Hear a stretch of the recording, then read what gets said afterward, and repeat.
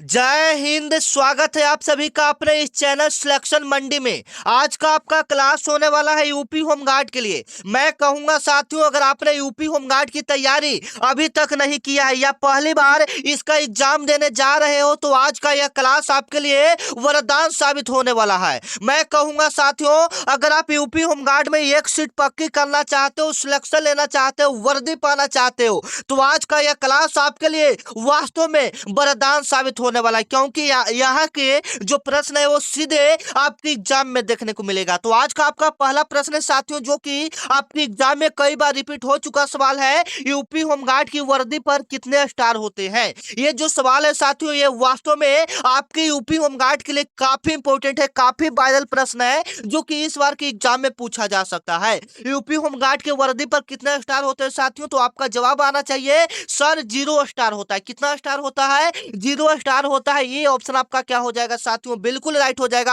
आपका UP home guard पर एक भी स्टार आपका नहीं होता है। चलिए अगला नंबर सवाल है जो कि आपके यूपी होमगार्ड से संबंधित प्रश्न है, जो कि सीधे आपके एग्जाम में पूछा जाने वाला सवाल है। ये जो सवाल है साथियों, ये यूपी होमगार्ड में कई बार रिपीट हो चुका सवाल है और ये सवाल इस बार आने का संभावना है, तो आप ऐसे प्रश्नों को अच्छे से रट लेंगे। 2 नंबर आपका सवाल कर रहा, भारत का सबसे बड़ा राज्य कौन सा है? क्षेत्रफल के हिसाब से, क्षेत्रफल के हिसाब से भारत का सबसे बड़ा राज्य कौन सा है साथियों? याद रखिएगा, क्षेत्रफल के हिसाब से बात करेगा तो भारत का सबसे बड़ा राज्य आपका राजस्थान हो जाएगा, जिसका क्षेत्रफल कभी कभी पूछता है राजस्थान का क्षेत्रफल कितना है, तो याद रखिएगा 3,42,239 किलोमीटर आपका राजस्थान का टोटल क्षेत्रफल है। यहां से एक प्रश्न आपका कंफर्म है, आपकी एग्जाम में पूछा जाएगा। उसके बाद का बात करें उत्तर प्रदेश का, तो उत्तर प्रदेश आपका जनसंख्या के हिसाब से हो जाता है। जनसंख्या की दृष्टि से भारत का सबसे बड़ा राज्य कौन सा हो जाएगा? उत्तर प्रदेश, जहां की आबादी लगभग में 2011 जनगणना के अनुसार 11 करोड़ है। याद रखिएगा,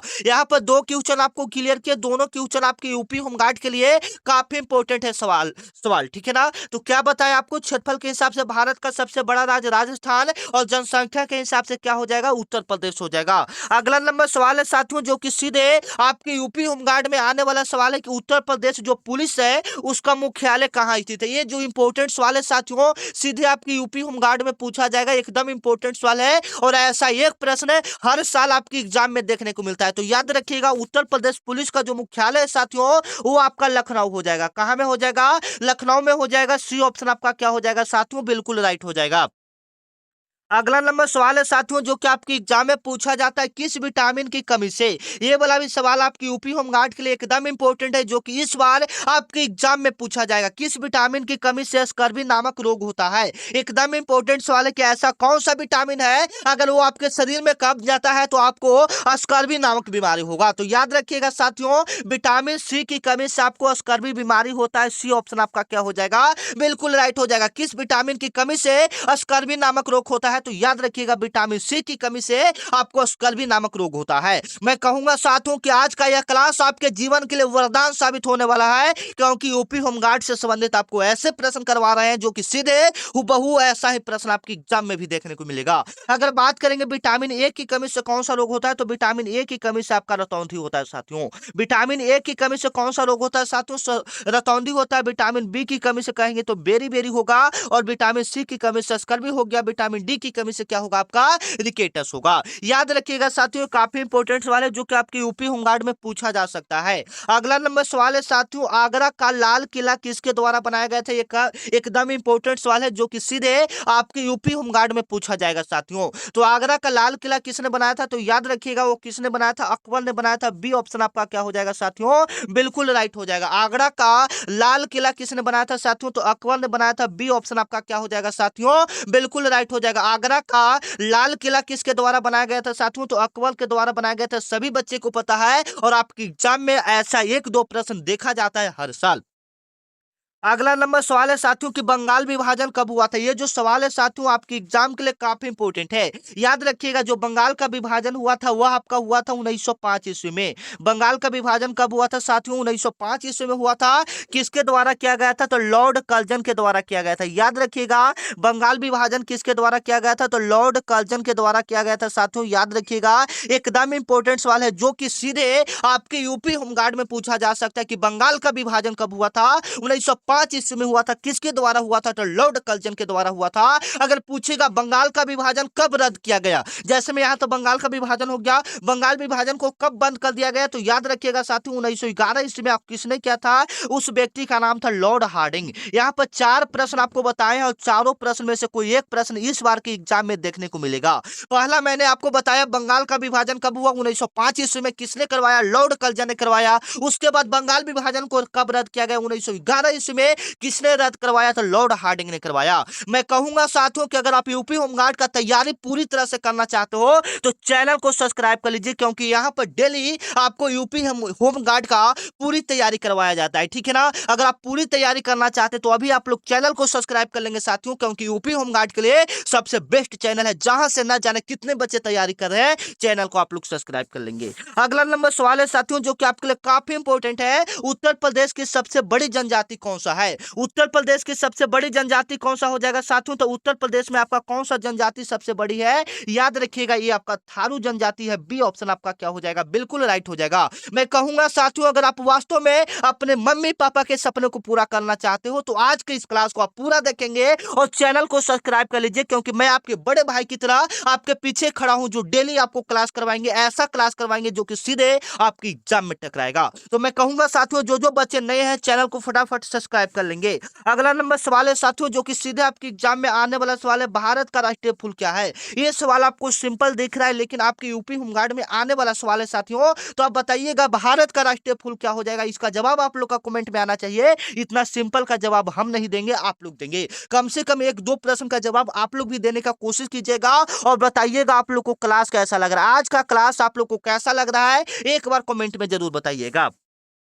अगला नंबर सवाल है साथियों जो कि आपके लिए काफी इंपॉर्टेंट है। उत्तर प्रदेश में कुल कितना जिला है? याद रखिएगा साथियों उत्तर प्रदेश में जो टोटल जिला की बात करेंगे, अभी ऑप्शन के हिसाब से और डाटा के हिसाब से 75 है, लेकिन अभी फिलहाल में एक जिला आपका बढ़ा है, 76 जिला हो गया है। 76वां जिला आपका कल्याणपुर है। कौन सा है? कल्याणपुर है, लेकिन अभी आपका 75 ही मिलेगा, तो 76 वाला आप खत्म कर दीजिए। उत्तर प्रदेश में टोटल जिला की बात करेंगे तो 75 जिला है, जिसमें से सबसे बड़ा जिला कौन सा हो जाएगा? लखीमपुर हो जाएगा, लखीमपुर खीरी हो जाएगा। उत्तर प्रदेश का सबसे बड़ा जिला कौन सा हो जाएगा? लखीमपुर खीरी हो जाएगा। याद रखिएगा साथियों जो कि आपके यूपी होमगार्ड के लिए एकदम इंपॉर्टेंट सवाल है, जो कि आपके एग्जाम में पूछा जाएगा। अगला नंबर सवाल है साथियों विंग्स ऑफ फायर पुस्तक के लेखक कौन है? एकदम यूपी होमगार्ड के लिए यह सवाल जो है आपके एग्जाम के लिए काफी इंपॉर्टेंट है। तो याद रखिएगा साथियों विंग्स ऑफ फायर पुस्तक के लेखक कौन हो जाएंगे? डॉक्टर एपीजे अब्दुल कलाम हो जाएंगे, जिसे मिसाइल मैन के नाम से भी जानते हैं।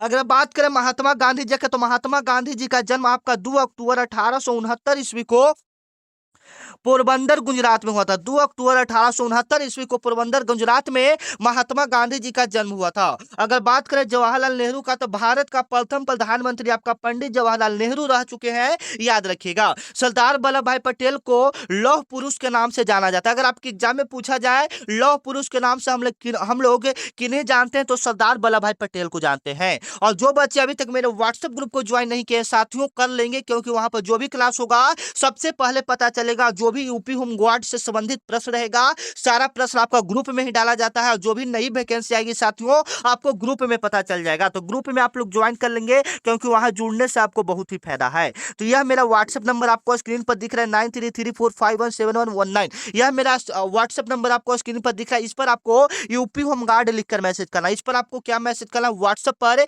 यूपी होमगार्ड लिखकर मैसेज करना। फिर मेरे तरफ से आपके पास यूपी होमगार्ड का एक व्हाट्सएप ग्रुप का लिंक जाएगा, जिस पर क्लिक करेंगे तो आप व्हाट्सएप ग्रुप को ज्वाइन कर लेंगे साथियों, ठीक है ना। जुड़ने का बहुत सारा फायदा, आप जुड़ जाएंगे तो जो भी वैकेंसी ये सब आएगा, जो भी इंपॉर्टेंट क्वेश्चन रहेगा साथियों सारा आपका ग्रुप में ही डाला जाता है, ठीक है ना। चलिए 11 नंबर आपका सवाल है, भारतीय संविधान में मौलिक अधिकार किस देश से लिया गया? याद रखिएगा साथियों काफी इंपॉर्टेंट सवाल है। भारतीय संविधान में जो मौलिक अधिकार है वह किस देश से लिया गया है? तो वह आपका अमेरिका से लिया गया है। वह आपका कहां से लिया गया है साथियों? अमेरिका यानी यूएस से लिया गया है। कहां से लिया गया? यूएस यानी अमेरिका से लिया गया है, याद रखिएगा। एकदम इंपॉर्टेंट सवाल है साथियों कि भारतीय संविधान में जो मौलिक अधिकार है वह किस देश से लिया गया है, तो वह अमेरिका से लिया गया है। बी ऑप्शन आपका क्या हो जाएगा, बिल्कुल राइट हो जाएगा। अगला नंबर सवाल क्या कर रहा है साथियों, चौरी चौरा कांड। चौरी चौरा कांड कब हुआ था, तो पूरी डेट की बात करें तो यह 5 फरवरी 1922 ईस्वी को हुआ था। 5 फरवरी 1922 ईस्वी में उत्तर प्रदेश के किस जिला में हुआ था। यहाँ पर आपको क्लियर कर रहा है कि चौरी चौरा कांड 5 फरवरी 1922 ईस्वी को हुआ था। वो भी कहाँ में हुआ था, उत्तर प्रदेश में हुआ था। और उत्तर प्रदेश के किस जिला में हुआ था, ये आपका एग्जाम पूछ रहा है, एग्जाम में आने वाला सवाल है। तो याद रखिएगा यह आपका गोरखपुर जिला में हुआ था। बी ऑप्शन आपका क्या हो जाएगा साथियों, बिल्कुल राइट हो जाएगा। अगला नंबर सवाल है साथियों जो कि आपकी यूपी होमगार्ड में आने वाला सवाल है कि भारत के नेपोलियन के नाम से किन्हें जाना जाता है। भारत के नेपोलियन के नाम से किन्हें जाना जाता है, तो याद रखिएगा साथियों नेपोलियन के नाम से हम लोग समुद्रगुप्त को जानते हैं। बी ऑप्शन आपका क्या हो जाएगा, बिल्कुल राइट हो जाएगा। भारत के नेपोलियन के नाम से हम लोग किन्हें जानते हैं, समुद्रगुप्त को जानते हैं। बी ऑप्शन आपका क्या हो जाएगा साथियों, बिल्कुल राइट हो जाएगा। अगला नंबर सवाल है साथियों पुलिस विभाग में एफआईआर का पूर्ण रूप क्या होता है, यानी एफआईआर। एफआईआर का आपका फुल फॉर्म पूछ रहा है, पूर्ण रूप से भी संबंधित आपके यूपी होमगार्ड में सवाल पूछे जाते हैं साथियों। तो याद रखिएगा एफआईआर का पूरा नाम क्या होता है, फर्स्ट इंफॉर्मेशन रिपोर्ट होता है। फर्स्ट इंफॉर्मेशन रिपोर्ट होता है। सी ऑप्शन आपका क्या हो जाएगा साथियों, बिल्कुल राइट हो जाएगा। पुलिस विभाग में एफआईआर का अर्थ क्या होता है, फर्स्ट इंफॉर्मेशन रिपोर्ट होता है। सी ऑप्शन आपका क्या हो जाएगा, बिल्कुल राइट हो जाएगा। अगला नंबर सवाल है वेदों की ओर लौटो का यह नारा किसका है। वेदों की ओर लौटो यह नारा किसका है, तो याद रखिएगा साथियों यह स्वामी दयानंद सरस्वती का है। वेदों की ओर लौटो यह नारा किसका है साथियों, तो स्वामी दयानंद सरस्वती का है। बी ऑप्शन आपका क्या हो जाएगा, बिल्कुल राइट हो जाएगा। वेदों की ओर लौटो यह नारा किसका है साथियों, तो स्वामी दयानंद सरस्वती का है। अगला नंबर सवाल है साथियों ताजमहल किस नदी के किनारे स्थित है। ताजमहल पूछ रहा है कि किस नदी के किनारे स्थित है, तो आप लोग इसका जवाब कमेंट में दीजिएगा। ताजमहल किस नदी के किनारे स्थित है, तो बिल्कुल राइट आंसर आपका आ रहा है यमुना नदी। क्या आ रहा है, यमुना नदी। अगर बात करेगा गंगा नदी की, गंगा नदी भारत की सबसे लंबी नदी कौन सा हो जाएगा, गंगा नदी हो जाएगा साथियों, जिसका लंबाई की बात करें 2525 किलोमीटर भारत में टोटल इसका लंबाई है साथियों। ठीक है, अगला नंबर सवाल को देख लेते हैं जो कि आपकी यूपी होमगार्ड के लिए काफी इंपोर्टेंट है। इंसुलिन की कमी से, इंसुलिन की कमी से कौन सा रोग होता है। इंसुलिन की कमी से कौन सा रोग होता है साथियों, तो याद रखिएगा डायबिटीज होता है, जिसे हम लोग मधुमेह भी कहते हैं। इंसुलिन की कमी से कौन सा रोग होता है साथियों, मधुमेह यानी डायबिटीज होता है। बी ऑप्शन आपका क्या हो जाएगा, बिल्कुल राइट हो जाएगा। अगला नंबर सवाल है पृथ्वी की सबसे निकट ग्रह कौन सा है। पृथ्वी का सबसे निकट ग्रह कौन सा है साथियों, तो याद रखिएगा पृथ्वी का सबसे निकट ग्रह जो आपका साथियों हो जाएगा वह कौन सा हो जाएगा, तो बुध हो जाएगा ना। बुध आपका पृथ्वी का सबसे निकट ग्रह है साथियों, याद रखिएगा। और उसके बाद आपका क्या हो जाएगा, शुक्र हो जाएगा। लाल ग्रह किसे कहते हैं, मंगल को कहते हैं। सौर मंडल का सबसे बड़ा ग्रह बृहस्पति यानी जुपिटर को कहते हैं। एकदम इंपॉर्टेंट सवाल है जो कि आपके यूपी होमगार्ड में पूछा जाने वाला सवाल है साथियों। मैंने क्या कहा, पृथ्वी की सबसे निकट ग्रह कौन सा हो जाएगा, बुध हो जाएगा। लाल ग्रह या गुलाबी ग्रह मंगल को कहते हैं। सबसे छोटा ग्रह आपका बुध हो जाएगा। सबसे बड़ा ग्रह कौन सा हो जाएगा साथियों, आपका बृहस्पति हो जाएगा। अगला नंबर सवाल है साथियों, ये तो आपका हो गया। चलिए अगला नंबर सवाल है साथियों सौर मंडल का सबसे बड़ा ग्रह कौन सा है। एकदम इंपॉर्टेंट सवाल है साथियों, सौर मंडल का सबसे बड़ा ग्रह कौन सा हो जाएगा साथियों, बृहस्पति हो जाएगा। डी ऑप्शन आपका क्या हो जाएगा, बिल्कुल राइट हो जाएगा। सौर मंडल का सबसे बड़ा ग्रह कौन सा होगा साथियों, बृहस्पति हो जाएगा। D option is the right answer. अगला नंबर सवाल है साथियों स्वराज मेरा जन्म सिद्ध अधिकार है, यह नारा किसने दिया था। एकदम इंपॉर्टेंट सवाल है, स्वराज मेरा जन्म सिद्ध अधिकार है, यह नारा किसने दिया था, तो बाल गंगाधर तिलक ने दिए थे। बी ऑप्शन आपका क्या हो जाएगा साथियों, बिल्कुल राइट हो जाएगा। स्वराज मेरा जन्म सिद्ध अधिकार है, यह नारा किसने दिया था, बाल गंगाधर तिलक ने दिया था। अगला नंबर सवाल है साथियों अंतरराष्ट्रीय न्यायालय का मुख्यालय कहाँ स्थित है। अंतरराष्ट्रीय न्यायालय का मुख्यालय कहाँ स्थित है साथियों, तो याद रखिएगा यह आपका नीदरलैंड में स्थित है, या इसको हम लोग हिंग बोलते हैं। बी ऑप्शन आपका क्या हो जाएगा, बिल्कुल राइट हो जाएगा। अंतरराष्ट्रीय न्यायालय का मुख्यालय कहाँ स्थित है साथियों, तो नीदरलैंड यानी हिंग में हो जाएगा। बी ऑप्शन आपका क्या हो जाएगा, बिल्कुल राइट हो जाएगा। अगला नंबर सवाल है साथियों भारत का शेक्सपियर किसे कहा जाता है। भारत का शेक्सपियर किसे कहा जाता है साथियों, तो कालिदास को कहा जाता है। ये ऑप्शन आपका क्या हो जाएगा साथियों, बिल्कुल राइट हो जाएगा। भारत का शेक्सपियर किसे कहा जाता है साथियों, तो कालिदास को कहा जाता है। ये ऑप्शन आपका क्या हो जाएगा, बिल्कुल राइट हो जाएगा। अगला नंबर सवाल है साथियों उत्तर प्रदेश के वर्तमान राज्यपाल कौन है। उत्तर प्रदेश का आपका वर्तमान राज्यपाल कौन है साथियों, वर्तमान में मतलब अभी के हिसाब से आपका वर्तमान राज्यपाल कौन है, आनंदीबेन पटेल है साथियों, याद रखिएगा। बी ऑप्शन ऑप्शन आपका क्या हो जाएगा, बिल्कुल राइट हो जाएगा।